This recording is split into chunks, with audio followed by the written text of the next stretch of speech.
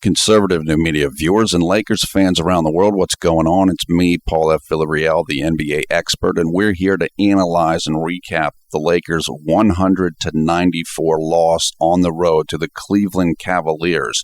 With the win, the Cavaliers improved to 5-17 on the season, and with the loss, the Lakers dropped to 9-13 on the year.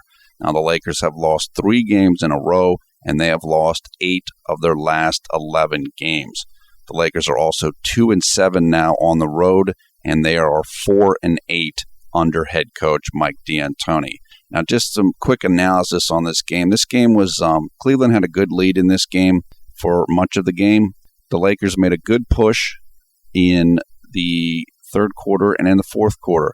They didn't give up, which is a good sign. So even though they're not playing that well right now and they're missing Steve Nash and Pau Gasol, they played hard. They kept trying. It's just kind of things aren't in sync right now. So that's where they're at. And there are a lot of new pieces on this team, so I guess that's not really a big surprise.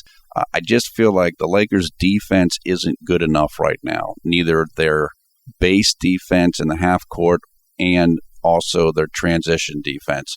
Lakers had too many turnovers in this game, 19 turnovers, and even though Kobe Bryant had 42 points in a very efficient performance and Dwight Howard had 19 points and 20 rebounds, it doesn't feel like it's coming together.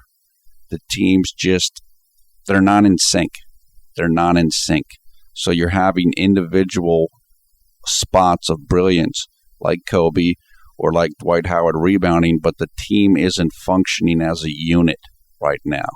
And they're going to have to work at that. I mean, they certainly need to get Pau Gasol and Steve Nash back out on the court as quickly as they can, although we're now hearing with Steve Nash that he's not going to be back for at least 2 more weeks. So might be until Christmas or beyond then until Steve Nash might be able to actually come back on and help run Mike D'Antoni's system. Now, with these early season struggles, I think the Lakers will be, at best, they'll get the 5th seed in the West behind the Grizzlies, the Clippers, the Spurs, and the Thunder. And that's going to make it very difficult because assuming all the top seeds win their series, the Lakers would have to play every single series on the road, including the finals if they got there. That is not easy to do. There are teams that are capable of doing that and have done that in the past. The Houston Rockets come to mind. I think in 1995, Houston was seeded number 6, I believe, in the playoffs. But that was a tested team. That was a team that had excellent chemistry. That's Hakeem Olajuwon was dominating at that point in his career, and they were all on the same page. I don't think it was a new team. They weren't getting used to one another, really, although they had added Clyde Drexler. The Lakers aren't at that level. They're not right now. They're not anyway. Maybe they can get there in the last 3 quarters of the season. Right now, it doesn't look good. I think it's going to be very difficult for them to make a serious run at the title based upon where everything is right now. You're on your 2nd head coach of the season. You haven't had the opportunity to play with Steve Nash really for most of the year, and it's going to be tough. It's going to be tough. And this year, I know, started out with really high expectations. A lot of people were thinking Kobe versus LeBron final.